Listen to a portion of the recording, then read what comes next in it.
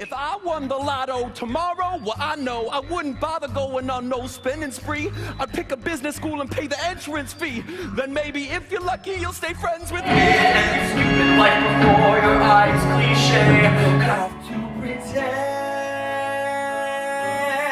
suddenly see more. Imagine how it would feel going real slow down the highway of life with no regrets.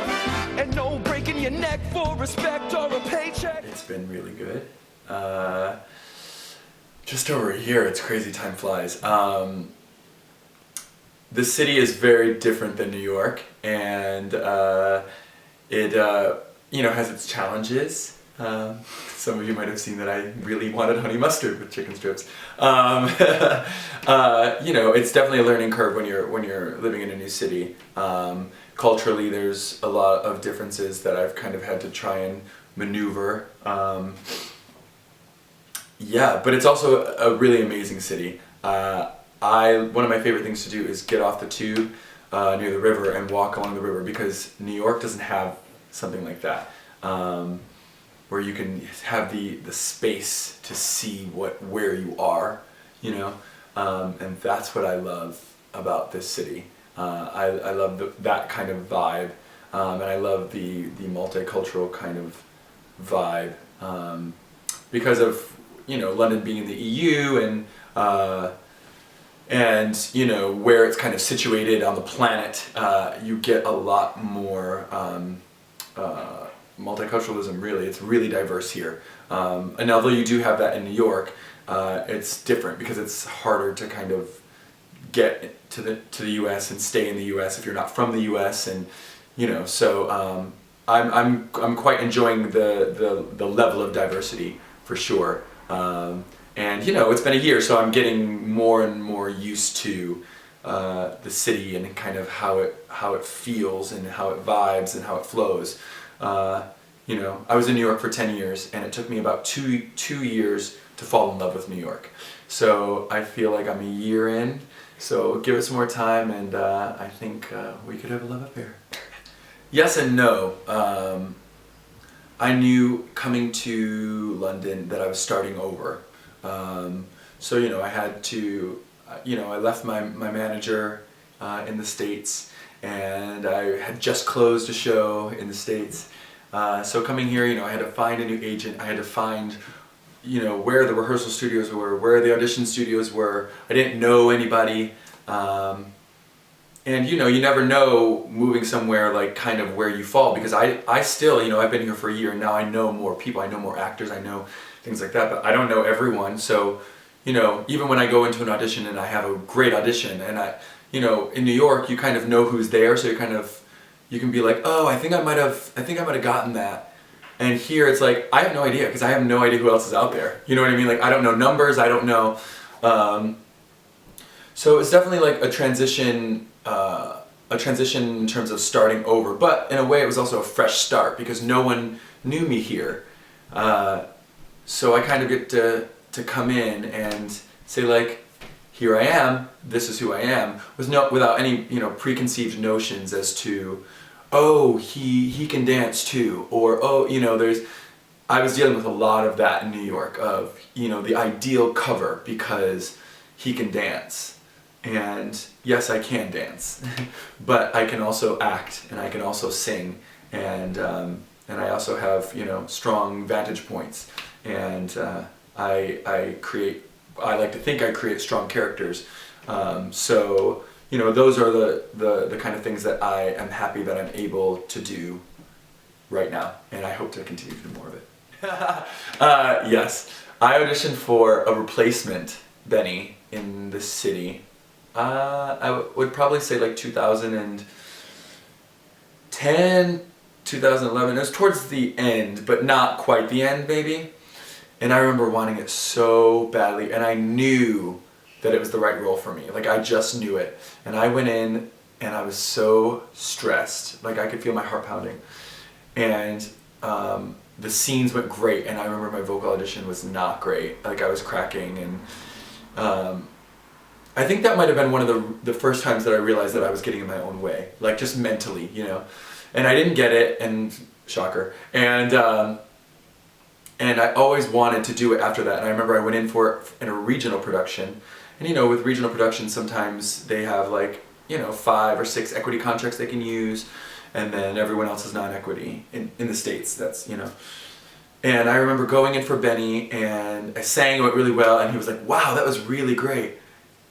Do you speak Spanish? And so he told me he wanted to look at me for Usnavi because I was equity, obviously. And so I knew at that point that was going to be, it's appropriate that I play a character who doesn't speak Spanish because I don't speak Spanish at all. And, well, that's not true. A little bit. Poquito. And so when I came here, I was auditioning for another show, and I remember seeing an ad for In the Heights, and I was like, oh, In the Heights is going to be here, that's cool. And I got the other show, that show got canceled, and 2 days later I had an audition for In the Heights, and they were in final callbacks, and I was like, yeah, of course I'll go in if they'll see me. And I went in, and it just felt right. And that was on a Friday, and I found out on Monday that I got it, and I mean, it's really been a dream, and I didn't think it was going to run as long as it has. You know, we've continued to extend, and you know, then we were nominated for the Olivier's, and we got to perform on the Olivier's, and of course, like that's like a milestone for my career, because I've done the Tonys, but I've always done the Tonys like kicking my face or lifting a girl, and in this case, it was, you know, me like rapping and like wailing, and you know, that was really fun. So this whole thing has been a dream come true. You know, I think our cultural differences between Americans and the Brits play a huge role in how they act at the theater. Of course, you know, Americans tend to be more extroverted, I would say, and so they're very vocal. They kind of let you know along the way that they are with you or they're not with you. You know, their lack of enthusiasm can mean that they're not with you. But usually audiences are very vocal, especially with a show like this. You'll get people that are very rowdy and ready to go, and that's what I'm used to, so I quite like that. Here, although again with this show, it's you find that because it's a very passionate, energetic show, and so you've got a lot of people that are doing that now, who've seen it, you know, 7, 8, 9 times. I'm like, oh my god, keep coming, you know, because that's the kind of stuff that feeds us while we're doing it. But I find overall people here tend to sit back and see what everyone else in the audience is doing, and so it can be a bit quiet, and you don't really know if you have them, and sometimes it feels a bit dead, to be honest. But then at the end of the show, you have a standing ovation, and they're like going crazy. And so in a way, it's like you feel like you win them over, but maybe you didn't win them over. Maybe they were with you all along, they just were quiet. So I think that's something that I have to get used to, of the kind of, you know, just reserved kind of audience that is taking it in, and they may not be taking it in a way that's like screaming back at you, but it doesn't mean that they're any less moved or touched in a way, because of course at the end of the show they let you know that they are, so that's always nice. Some days it's very easy and some days it's very hard. Luckily I have the show at night, so you know, with my kids I get to spend as much time as I want or can that day with them. I have a lot that I have to get done during the day, you know. For those of you who haven't seen, I have a shirtless number in the show, so I have to make sure that I get to the gym. I have to make sure that I'm eating right. You know, if I have an audition, if I have a class, a lesson, a vocal massage, things like that, I have to get done. So usually my day is kind of split between like a few things that I have to do for me and my job, and then, you know, spending a few hours with my kids, getting to play, walk in the park. You know, we have monkey music on Mondays. You know, things like that. And I think that helps me actually feed my soul a bit going into my job, because you know, we are our instruments, and I think if your cup is full, you're able to bring more to what it is you do. And so, and obviously having the show at night, you know, babies cry. So having the show at night is a little bit of a reprieve of the kind of the crying as well. So I get to kind of really go and do, you know, Joe and create and breathe a bit, and then, you know, come back home, everyone's asleep. I get to like have my moment, and then I get to do it all over again the next day. So I quite enjoy the balance when I can find it. The show was filled with icons, at least for me. When you think about, you know, top to bottom, the cast, not only the cast, the creatives. I mean, Michael Greif, I mean, he directed Rent. Like, I don't know if you've heard of Rent. Like, have you heard of Rent? He, you know, and Brian and Tom, I mean, just a Pulitzer, like, no biggie. You know, like, that was something going in that was huge. And then you broached the subject matter, you know. And I think it was a universal subject that people could really relate to. And I know for me, it was a big one, obviously. You know, I've said before that that show really kind of got me through my life at that point. I mean, during that show, I mean, I got engaged, I got married, I had 2 children, I moved across an ocean. Because, you know, it was almost like therapy every day. You know, you think about choosing, you know, what your choices are, and chance, and what fate happens, and, you know, like all these things that come into play, and what's in your control, what's out of your control. I mean, I don't know, that show touched me a lot, and I will forever be grateful to that show. And not only that, I was actually just talking to a friend about it and saying, you know, for a lot of the shows that I had done prior to that, it was a lot of dancing, it was a lot of, you know, ensemble stuff, and no, I mean, the ensemble is like the backbone of shows, so let's be clear. But I knew that I wanted to do more than that. I wanted more responsibility, I wanted more meat and potatoes.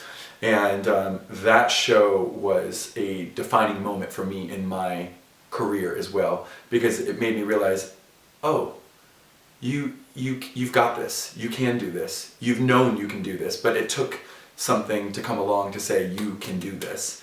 And you know, when you're playing opposite Idina Menzel, you realize, oh, I can do this.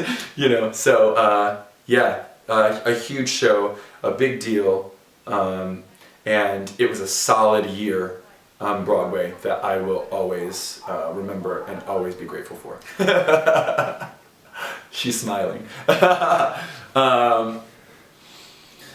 Where do I see myself in a few years? I mean, ideally, I would really like to be doing more film and television. You know, I'm a huge movie buff, and I will pretty much see anything. You know, there's a little teenage boy inside me that loves, you know, superhero movies and, you know, sci-fi and all that stuff, you know, to then the very dramatic things and comedy. I mean, I like it all, and so I've always wanted to make movies, so that would be something for sure that I would do. In terms of theater, you know, there are a couple shows that I that I have my eye on. You know, there's this small little independent hit that's kind of sweeping, dare I say, the globe these days, called Hamilton. That would definitely be one that I would like to at least audition for and try it out and see if it would be a match. You know, because sometimes there are hit shows that you're just not, it just doesn't jive, you know.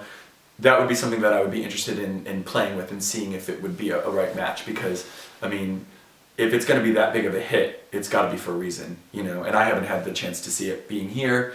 So, and, you know, I have a bunch of friends that are doing it, that have done it, and you know, we'll see what happens. And, you know, there's always new stuff coming in. I would like to I'd actually like to meet writers here and start creating things,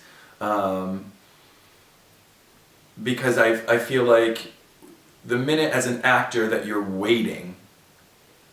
just waiting for other things to come, it's kind of like a death sentence in a way. It's like you got in this because you like to create. You like to create a character. You like to create a step. You like to create a tone. You like to create. And if you're not creating, then what are you doing? You know, you kind of just become an employee to whatever show you're in, you know. And I think I did that for a long time, and now I'm realizing that that's not what I want to do. I want to create. So yes, I'm waiting for like mega hits to come around and would love to be a part of them, but I would like to kind of get into creating things more on my own end. I'd really like to do my own show soon, like my own cabaret, my own thing. So I've kind of been talking to a few people about stuff like that, and just you know, put myself out there. I'm gonna have, what is it, Shonda? A year of yes. A year of yes. That's, well, hopefully a few years of yes. It's hard, and I would say, although it's hard, you have to persevere, you have to push through, you have to tell yourself that you can do it, because when I moved here, and quite honestly, if you, we interviewed about this time a year ago, and I've looked back at that interview occasionally, and I can see in my face, like my face is full, and because I moved here and, you know, I really didn't have many friends. I maybe knew like a couple of people. I had no job. I had no agent. I had, at the first month, I had no au pair. So it was just me with 2 children all day, every day.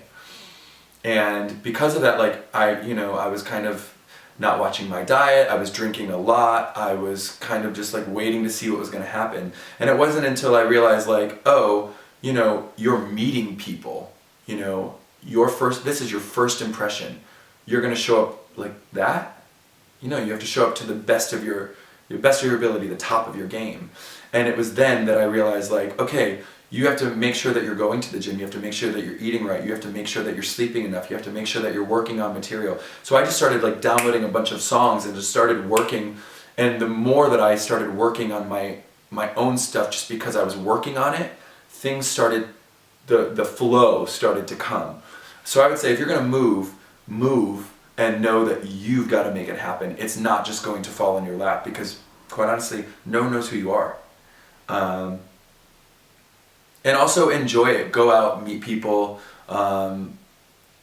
It's scary, but it's scarier if you stay in your house and you're too scared to go do something. Just go and do, you know. No action is death.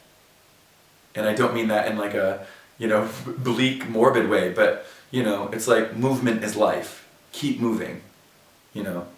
And the more you do that, the better things will be. And it might not turn out how you think it'll turn out, but the better it will be. You're moving towards something, some goal. In Washington Heights.